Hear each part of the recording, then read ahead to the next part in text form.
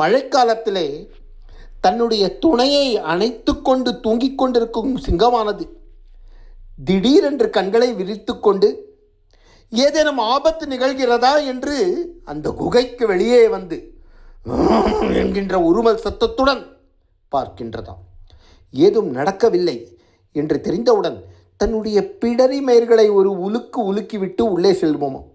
அதே போலத்தான் கண்ணனும் இப்பொழுது கோபிகாஸ்திரிகள் என்னை ஏன் பார்க்க வந்திருக்கின்றார்கள், இவ்வளவு அன்புடன் என்னிடம் இருக்கக்கூடியவர்களுக்கு எந்த ஆபத்தும் நிகழக்கூடாது என்று கண்களை திறந்து குளிர கடாட்சிக்கின்றான்.